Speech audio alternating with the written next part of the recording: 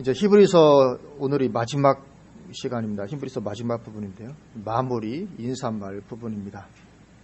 히브리서를 잠깐 한번 돌아보면 히브리서의 주된 기록 목적, 이게 가장 중요하죠. 왜 히브리서를 썼는가? 주된 기록 목적. 22절, 오늘 본문이 있는 22절을 보면 형제들아 내가 너희를 권하노니 권면의 말을 용납하라. 내가 간단히 너희에게 썼느니라. 그렇게 말씀합니다. 내가 너희를 권하노니 권면의 말을 용납하라. 내가 너희 간단히 썼다. 이 권면의 말이라고 말씀하고 있습니다. 그러니까 히브리 전체가 어떤 권면의 말입니다. 내가 너희에게 권면의 말을 하고 있는데 내가 너희에게 어떻게 썼다고요? 간단히 너희에게 썼다. 간단히 썼다 이렇게 말씀을 하고 있습니다. 그러나 히브리서는 간단하지 않습니다. 한편의 정교한 논문과도 같은, 그래서 지금도 논란이 많이 되고 있는, 해석하기도 어려워하는 어떤 그런 부분인데, 그것을 뭐라고 말하냐면 내가 간단히 그냥 썼다 이거죠. 간단히 여기 썼다. 뭐 우롱하는 것 비슷하기도 한데 간단히 썼다. 이것은 히브리서 기자가 심사숙고하고 깊이 연구하고 해서 쓴 것이 아니라, 사실 대단히 깊이 연구해도 뭐 의미를 알까 말까 그런데, 그렇게 심사숙고하고 깊이 연구하고 해서 쓴 것이 아니라 하나님의 영감을 받아 간단히 써 내려갔던 것입니다. 실제로 히브리서 기자는 이것을 간단히 썼습니다. 뭐 깊이 연구하고 분석하게 뭐 몇 달에 걸쳐 작업하고 이렇게 쓴 것이 아니고 그냥 영감을 받아서 그냥 간단히 쫙 쓴 거죠. 써 내려간 것이죠. 뭐 그냥 뭐 줄줄 그냥 막 써 내려가는 거죠. 이렇게. 그리고 나서 쓰고 나서는 읽어보면 내가 어떻게 이걸 썼지? 이제 이렇게 되는. 종종 그럴 때 있습니다. 저도 설교 원고를 이렇게 작성할 때 감이 안 잡힐 때가 별로 감이 없는데, 일단은 정리하면서 펜을 들고 쓰면 그때부터 이상하게 술술 풀려서 막 쓰고 나서 나중에 야 어떻게 이걸 쓸 수 있을까? 이렇게 생각할 때 참 많거든요. 이거 참 많습니다. 그런 경우가 드물지 않고 참 많습니다. 그래서 일단은 펜을 들고 써내려가기 시작하면 논리가 확장이 되면서 그냥 쫙 뭔가 이렇게 열려가면서 이게 쓰여질 이런 것들이 있거든요. 근데 히브리서도 우리가 볼 때는, 또 신학자들이 볼 때 이거 한편의 논문과 같다고 말하는데, 그럼에도 불구하고 히브리서 기자는 그렇게 간단하게 썼던 것입니다. 성경이 정말 하나님의 영감으로 이루어진 하나님의 책인 거죠.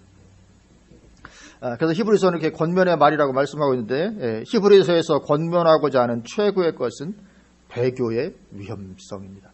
배교의 위험성을 경고하는 것. 그것이 히브리서 기자 권면하는 최고의 것입니다. 반복적으로 배교의 위험을 경고하고 있습니다.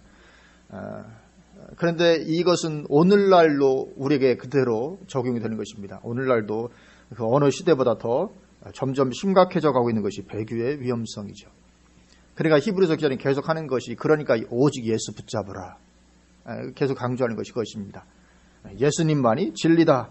그러니까 떠나지 말고 배교하지 말고 오직 예수님 붙잡아라. 그것을 말씀을 하고 있습니다.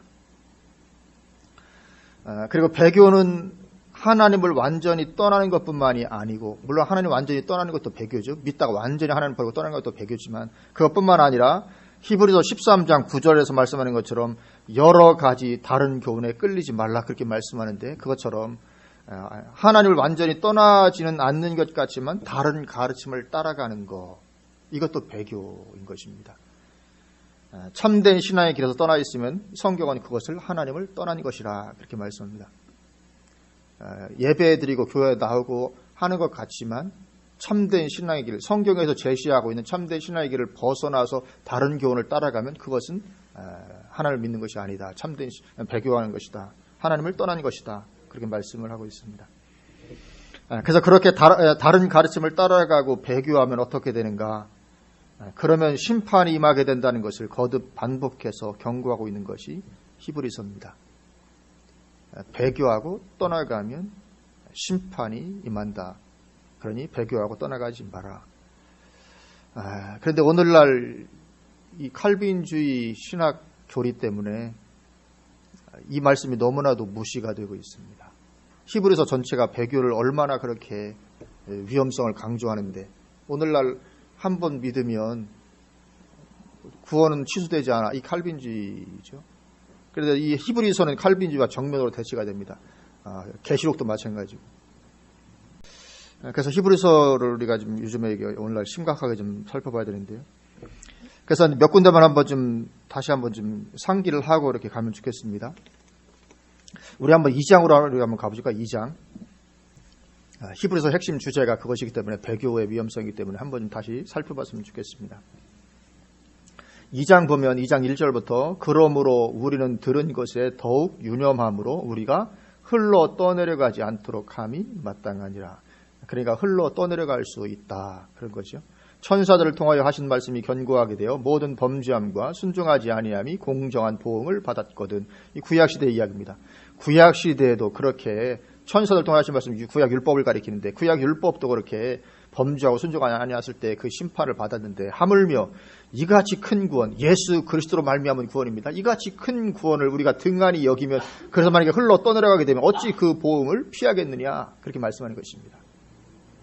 또 3장으로 가서 3장 12절부터 보면 형제들아 너희는 삼가 혹 너희 중에 누가 너희 중이니까 하나님의 백성들입니다. 이 믿는 사람들이죠. 성도들입니다. 너희 중에 누가 믿지 아니하는 악한 마음을 품고 살아계신 하나님에게서 떨어질까 조심할 것이요. 그러니까 떨어질 수도 있다는 거죠. 오늘날 칼빈주의 교리에서 떨어질 수 없다고 말합니다. 한번 예수 믿고 구원받았으면 떨어질 수 없다. 죄를 져도 안 떨어진다고 말하는데 여기 분명히 떨어진다고 말씀합니다. 떨어질까 조심하라. 너희 중에 누가 교회 안에서 떨어질 수도 있다. 오직 오늘이라 일컫는 동안에 매일 피차 권면하여 너희 중에 누구든지 죄의 유혹으로 완고하게 되지 않도록 하라. 그러면 떨어지는 것이니까 너희 중에 누구든지 교회 다니는다고 하는 누구든지 예외가 없다는 거죠. 14절 우리가 시작할 때 확신한 것을 끝까지 견고히 잡고 있으면 그리스도와 함께 참여한 자가 되리라. 여기 그리스도와 함께 참여한 자라는 것은 천국 가는 것을 가리킵니다. 어떻게 하면요? 시작할 때 확신한 것을 끝까지 견고히 잡고 있으면 시작할 때 확신만 했으면 무조건 그리스도와 함께 참여하는 것이 아니고 확신한 것을 끝까지 견고히 잡아야 그래야 그리스도와 함께 참여하다 천국에 들어갈 수 있다. 그런 말씀을 하고 있습니다. 또 4장으로 가서 또 4장 보시면 4장 1절 우리 4장 1절 말씀은 같이 한번 한 목소리로 봉독하십니다. 그러므로 우리는 두려워할지니 그의 안식에 들어갈 약속이 남아있을지라도 너희 중에는 혹 이르지 못할 자가 있을까 함이라. 아멘. 두려워하라. 그러므로 우리는 두려워할지니 구원 여부에 대해서 두려워해야 된다고 말씀합니다. 두려워할지니 그의 안식에 들어갈 약속이 천국을 가리킵니다. 그의 안식에 들어갈 약속이 남아있을지라도 너희 중에는 혹 이르지 못할 자가 있을까 함이라. 이런 일이 있을까 두려워해라. 또 4장 11절 보면 그러므로 우리가 저 안식에 들어가기를 힘쓸지니. 이상하잖아요. 왜냐하면 아니 예수 믿으면 당연히 안식에 들어가는데 뭘 또 힘쓰라고 하냐. 근데 여기는 힘쓰라고 말합니다. 왜냐하면 힘 안 쓰다가 잘못하면 못 들어갈 수도 있으니까. 그러니까 이건 뭐 칼빈주의 신학 교리로 말하면 이건 맞지 않는 얘기입니다. 내가 예수 믿었으면 그건 당연히 구원받고 천국 들어가고 안식에 들어가는 건데 뭘 또 안식에 들어가기를 또 힘을 쓰라고 하냐. 안식에 들어가는 우리가 구원은 힘써서 구원받습니까? 아니잖아요. 그렇죠? 정답은 구원은 힘써서 받는 것이 아니고 구원은 믿음으로 받는 것이다. 이게 정답이거든요. 그럼 이건 뭡니까? 이 말씀은 안 맞잖아요. 신학적으로 안 맞습니다. 아니 안식에 들어가기를 힘쓰라. 아마 어떤 목사님이 설교하면서 여러 번 구원에 들어가기를 힘쓰십시오 이렇게 하면 대번 이단 소리 들을 수 있습니다. 아니 구원은 믿음으로 받는 것보다 힘써서 구원받느냐. 근데 성경은 분명히 안식에 들어가기를 힘쓰라 이렇게 말씀하고 있습니다. 그래 오늘날 이 단순화된 신학이 대단히 위험할 수 있습니다. 또 6장으로 우리 가보실까요? 6장으로 가시면 6장 4절부터 한 번 빛을 받고 하늘의 은사를 맛보고 성령에 참여한 바 되고 하나님의 선한 말씀과 내세 능력을 맛보고도 이거는 신앙생활을 아주 굉장히 많이 한 겁니다. 많이 해서 이제 말하면 교회 중직이 될 정도로 이렇게 그런 가운데 있는 거죠. 그렇게 하고도 타락한 자들은 다시 새롭게 하여 회개하게 할 수 없나니 이는 그들이 하나님의 아들을 다시 십자가에 못 박아 드러내놓고 욕되게 함이라. 그러니까 하나님께서 이런 사람은 회개할 기회를 안 주시겠다는 것입니다.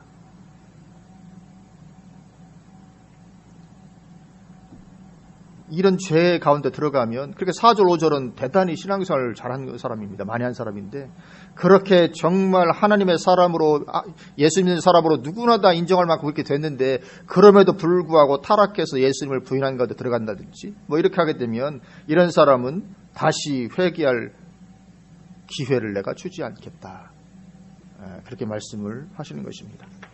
7절, 땅이 그 위에 자주 내리는 비를 흡수하여 밭가는 자들이 쓰기 합당한 채소를 내면 하나님께 복을 받고, 만일 가시와 엉겅퀴를 내면 버림을 당하고 저주함에 가까워 그 마지막은 불사름이 되리라. 여기 불사름은 당연히 지옥불이죠. 지옥에 들어가게 된다, 그렇게 말씀을 하고 있습니다. 또 우리 10장으로 우리 한번 가보실까요? 10장. 왜냐하면 히브리서 전체의 주제가 이것이기 때문에 쭉 우리가 한번 살펴보는 것입니다. 10장 23절부터 보면 또 이렇게 말씀하십니다. 또 약속하신 이는 믿으시니 우리가 믿는 도리의 소망을 움직이지 말며 굳게 잡고, 여기 믿는 도리의 소망은 천국입니다. 우리가 믿어서 천국 가는 거죠. 그 천국 갈 그 소망, 믿는 도리의 소망을 움직이지 말며 굳게 잡고, 서로 돌아보아 사랑과 선행을 격려하며 모이기를 패하는 어떤 사람들의 습관과 같이 하지 말고 오직 권하여 그날이 가까울수록 더욱 그리하자. 우리가 진리를 아는 지식을 받은 후, 진리를 아는 지식을 받았다는 것은 구원받은 것을 가리킵니다. 우리는 진리를 아는 지식을 받아 구원받는데, 그런 후에 짐짓 죄를 범한 즉 다시 속죄하는 제사가 없고, 분명히 예수 믿고 구원받고 하나님의 자녀가 된 후에, 누구나 다 인정한 후에, 그런 후에 고의적으로 이제 예수를 부인하고 그렇게 하면 다시 속죄하는 제사가 없다. 오직 무서운 마음으로 심판을 기다리는 것과 대적하는 자를 태울 맹렬한 불만 있으리라.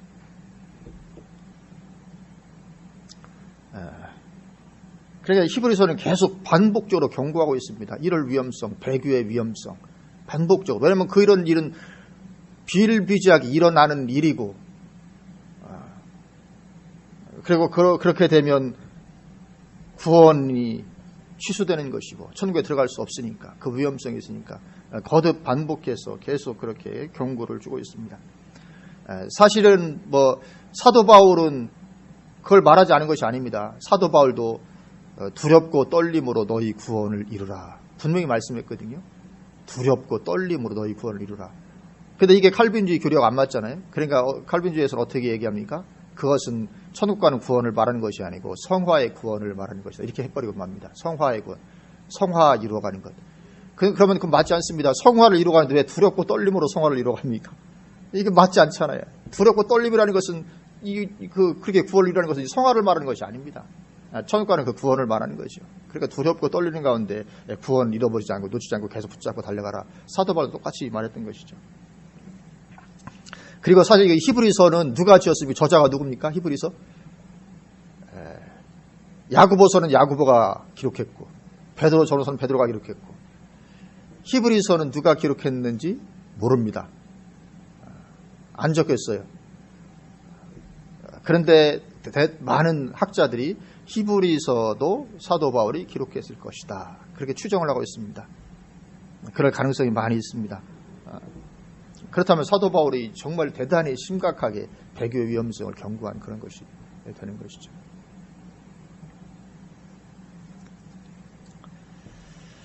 또 10장 36절부터 보면, 너희에게 인내가 필요함은 너희가 하나님의 뜻을 행한 후에 약속하신 것을 받기 위함이라. 여기 약속하신 것도 천국을 가리키는 것인데요. 천국 가려면 어떻게 된다고? 인내가 필요하다. 계시록에서 많이 말씀하는 거잖아요. 끝까지 이기는 자가 생명나무 열매를 먹는다, 이런 말씀, 똑같은 그런 말씀입니다. 인내가 필요하다. 잠깐 후면 오실 리가 오시리니 지체하지 아니하시리라. 이 재림까지 말씀하시면, 그러니까 이 약속하신 것은 구원입니다. 천국 가는 것인데. 39절, 우리는 뒤로 물러가 멸망할 자가 아니요 오직 영혼을 구원함에 이르는 믿음을 가진 자니라. 그러니까 이 뒤로 물러가 멸망한다, 이 멸망은 뭘 말하는 것입니까? 영혼을 구원함에 이르지 못하는 걸 말하는 거잖아요. 그렇죠? 영생 얻지 못하는 것. 그러니까 뒤로 물러가면 구원 없다, 그렇게 말씀하는 것입니다. 또 12장에 가서 12장 14절, 모든 사람과 더불어 화평함과 거룩함을 따르라. 이것이 없이는 아무도 주를 보지 못하리라. 여기도 이 재림의 주님을 가리키는 것인데요. 15절 너희는 하나님의 은혜에 이르지 못하는 자가 없도록 하고 또 쓴뿌리가 나서 괴롭게 하여 많은 사람 이로 말미암아 더럽게 되지 않게 하며. 그러니까 이 쓴뿌리가 나서 많은 사람을 이 잘못된 가르침을 가리킵니다. 잘못된 가르침이 퍼져서 교회 안에 그래서 배교하게 되고 하나님을 떠나가게 되고 그런 것을 가리킵니다. 그렇게 되지 않도록 하라. 또 12장 25절부터 보면 너희는 삼가 말씀하신 일을 거역하지 말라. 땅에서 경고하신 일을 거역한 그들이 피하지 못하였거든. 이건 뭐냐면 구약시대를 가리킵니다. 땅에서 경고하시니 이 구약시대에 그들도 피하지 못하였거든. 하물며 하늘로부터 경고하시니 예수님을 가리킵니다. 그 분을 배반하는 우리일까 보냐. 예수님 믿었다. 배반한다는 얘기는 이미 믿었던 것을 가리키는 거죠. 믿었다가 그분을 배반하게 되면 그 심판 어떻게 피할 수 있겠냐. 그때는 그 소리가 땅을 진동하였거니와 이제는 약속하여 이르시되 내가 또 한 번 땅만 아니라 하늘도 진동하리라 하셨느니라. 이 또 한 번이라 하시면 진동하지 아니하는 것을 영존하게 하기 위하여 진동할 것들 곧 만드신 것들이 변동될 것을 나타내심이라. 그러므로 우리가 흔들리지 않는 나라를 받았은즉 은혜를 받자. 이로 말미암아 경건함과 두려움으로 하나님을 기쁘시게 섬길지니 우리 하나님은 소멸하는 불이심이라. 그러니까 경건함과 두려움으로 하나님을 기쁘시게 섬기자.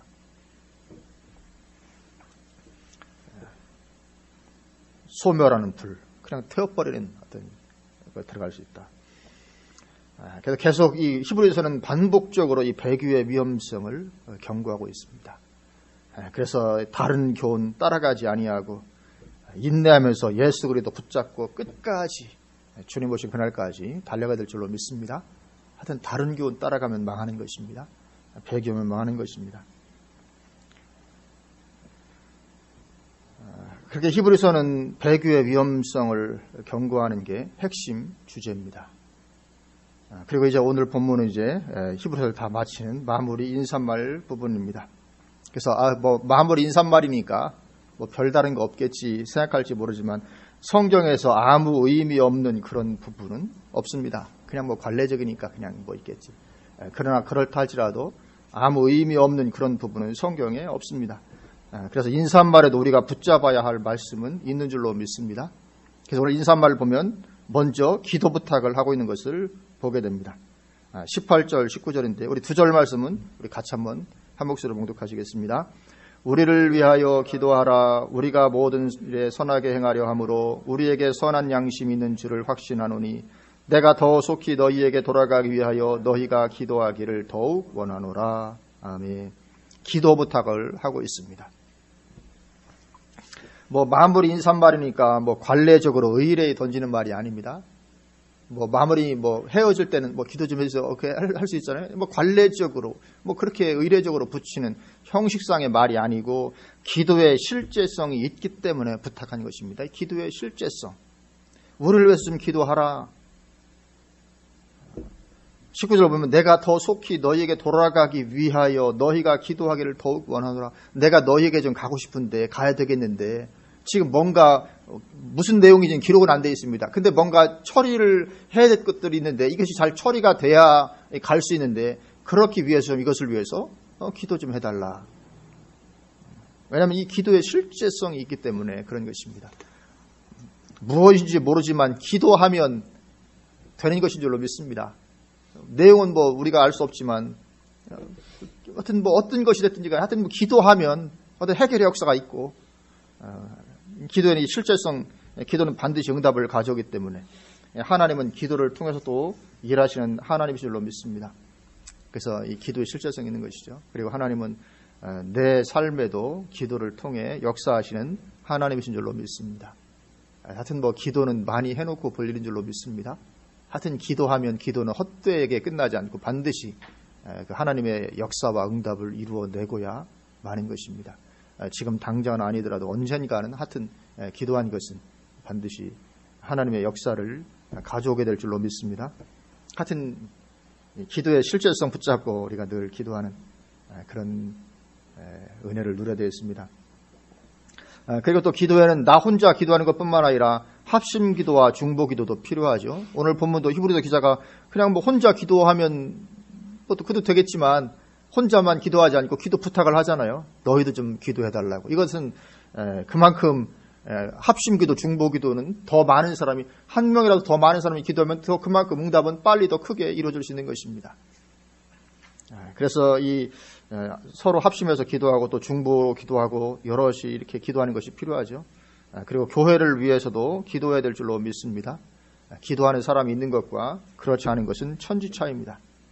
기도하는 사람이 한 명인 것과 기도하는 사람이 여러 명인 것도 천지차이입니다.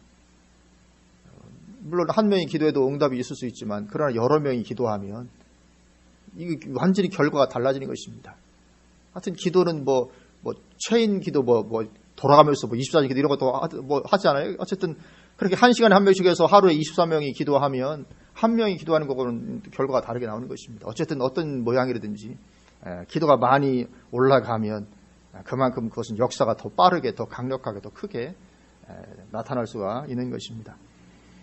그래서 이 교회를 위해서도 만약에 우리가 교회의 가치를 인정한다면 하나님께서 이 땅에 세우신 가장 귀한 최고의 기관이 교회라는 것을, 그 교회의 가치를 인정한다면 교회를 위해서도 우리가 힘을 내어 기도할 수 있기를 주님의 이름으로 축원을 드립니다. 이건 이렇게 꼭 모여서 기도해야만 되는 것은 아닙니다. 각자 편할 때 아무 때나 기도하더라도 하여튼 기도 올라가는 것이 중요한 것이니까요. 그렇게 기도하는 만큼 하나님은 역사해 줄 줄로 믿습니다. 교회를 위해서든지 우리의 개인의 삶을 위해서든지 어쨌든 기도하면 그만큼 역사가 있는 줄로 믿고, 또 중요한 기도 제목이 있으면 기도 많이 하는 사람한테 부탁하면 또 훨씬 더 나 혼자 기도하는 것보다는 더 빠른 응답도 있게 될 줄로 믿습니다. 그래서 교회를 위해서든지 개인의 삶을 관해서든지 우리가 오직 기도로 이끌어가는 것이고, 기도하면 하나님은 너희는 가만히 있어 내가 하나님 됨을 알지어다, 이 말씀처럼 하나님께서 기뻐하셔서 하나님의 능력으로 그렇게 일하실 줄로 믿습니다. 또 20절 21절을 보아도 20절 21절을 보면 양들의 큰 목자이신 우리 주 예수를 영원한 언약의 피로 죽은 자 가운데서 이끌어내신 평강의 하나님이 모든 선한 일에 너희를 온전하게 하사 자기 뜻을 행하게 하시고 그 앞에 즐거운 것을 예수 그리스도로 말미암아 우리 가운데서 이루시기를 원하노라. 누가 이루시는 것입니까? 하나님이 이루시는 것입니다. 하나님이 그렇게 해주시는 것입니다. 기도하면 하나님이 이루시는 것입니다. 하나님이 행하게 하시고 하나님이 이루시고 하나님이 다 하십니다. 그래서 우리가 오직 기도의 삶에 승리해야 될 줄로 믿습니다. 그렇게 기도 부탁을 하고 또 이제 24절을 보면 서로 문안도 할 것을 말씀합니다. 24절 우리 같이 한번 한 목소리 봉독하십니다. 너희를 인도하는 자들과 및 모든 성도들에게 문안하라. 이달리아에서 온 자들도 너희에게 문안하느니라. 아멘. 너희를 인도하는 자들, 교회 지도자들, 또 모든 성도들에게 문안하라. 서로 간에 관심을 가져주는 것입니다. 문안하고 살피고 기도해주고 하는 것이 필요한 줄로 믿습니다. 그래야 공동체인 것입니다. 관심 없이 나만 잘하면 되지, 이것은 공동체는 아닙니다. 하여튼 서로 문안하고 살피고 생각해주고 기도해주고 그럴 필요성이 있는 줄로 믿습니다. 그리고 이제 마지막 절입니다. 우리 삶은 오직 하나님의 은혜가 이끌어가는 줄로 믿습니다. 25절 은혜가 너희 모든 사람에게 있을지어다. 그래서 은혜를 빌어주고 있습니다. 하나님께서 하나님의 은혜로 모든 것을 다 이끌어가신 줄로 믿습니다. 우리의 삶도 주님의 은혜가. 그래서 은혜와 평강은 성경에 늘 서신서 마칠 때마다 관례적으로 들어가잖아요. 은혜와 평강 빌어주고.